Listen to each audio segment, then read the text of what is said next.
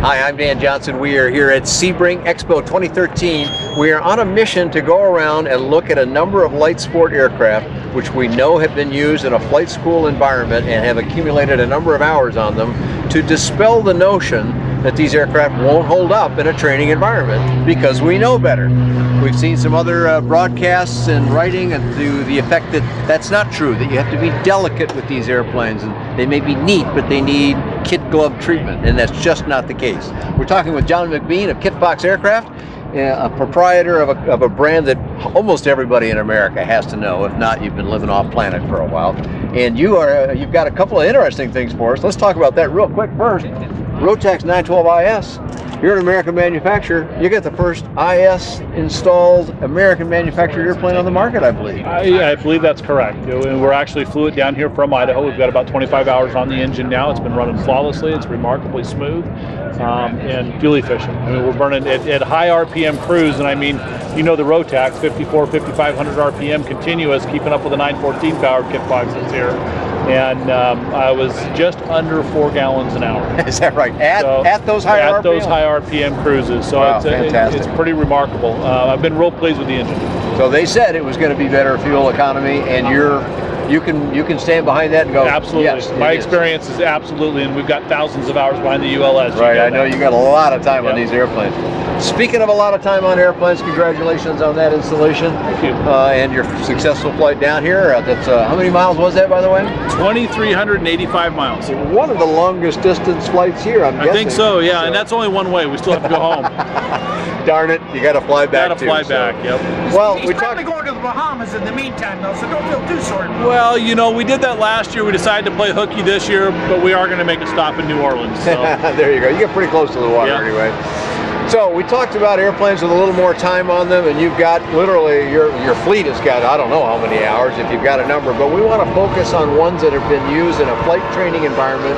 We talked to Paul Letterbrand, I believe is how you say his last name, and he is one who's plugged one into flight training, does it pretty much day in and day out. Yes. And how many hours has he got on that airplane now? Well, Stick and Rudder Aviation, which is Paul Letterbrand out of Boise, Idaho, is the factory endorsed flight school for us. And his first airplane had over 1,700 hours in just 2 years' time in a flight training environment in the mountains of Idaho. So not only on the terrain or the normal hard pavement, but actually doing flight training into short strips in the backcountry in the mountains. 1,700 hours in 2 years. In 2 years. Repeating. Yep. That's a lot of flying per year, and with students, not with the best pilot in the world doing it, but with people so you made learning a pile of money on him in parts then? Well, actually, no, we didn't. The Grove landing gear and the Grove wheels and brakes have held up fabulous along with our airplane. The airplane looked like it was off the showroom. People would not believe it had the amount of time on it. He has since sold that airplane, and it is in Vermont in another flight school being operated currently. So it's going to keep on being a flight school airplane. Absolutely, and the airplane looked like brand new. He's got a new airplane now, just took delivery of it at Christmas time, and that's a 914 powered light sport Kitfox. It's operating in the you're up there in high country, or higher country anyway, so a little extra boost out of that engine is going to be a good thing. Well, his opinion was it extends his day, because now he can actually get to the backcountry faster, do more landings, and fly longer into the day when the density altitudes start to increase without having the restrictions from the naturally aspirated engine. Beautiful. Well, that's good thinking. So I know he's a great resource for you. I've got some stuff on my website about him. Very impressed. And I got to say that this John's airplane at AOPA last fall out in Palm Springs was a poster child for this video that we're doing, because I came by and looked at this. It looked like a brand new airplane. It did not look at all like an airplane with 1,700 hours on it. I only knew because you had a sign underneath his ear that said so. And over 5,000 landings. And those were actually recorded landings. So it's not just the hours. Yep, it was in a training the number of times you hit the ground has got a lot to do with it there. So and hopefully they were equal number of takeoffs too. So. Must have been pretty similar. I went around the corner looking at some of the heavier iron that they had on display there, some beautiful and expensive aircraft.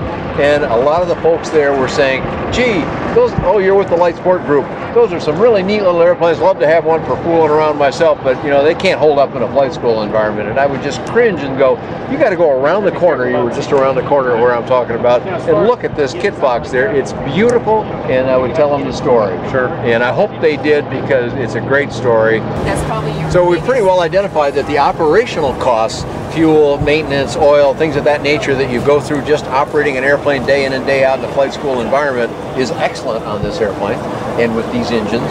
But there's also the acquisition cost, what it takes to buy an airplane, and then what you can sell it for later on, sometimes called residual value. And some people go out and say, well, I can buy a Cessna 150 for $20-some thousand and I can operate it. It's a lot cheaper if I do that. Well, there sounds like a valid argument on the face of it, but that's before you consider resale. So Paul's airplane, you said, just sold. Tell us a little of the facts behind that. Well, the person that purchased the aircraft was also starting a flight school in Vermont. And he was very interested in the Kitfox for that application up there, doing tailwheel training in the mountains in Vermont. Same kind of scenario that Paul was doing. When Paul decided to buy his new airplane and he put that one up on the market, it was all word of mouth.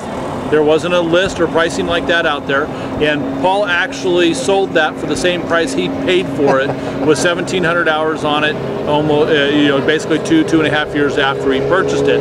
Ironically enough, the acquisition of that at the time was less than the acquisition of it is today.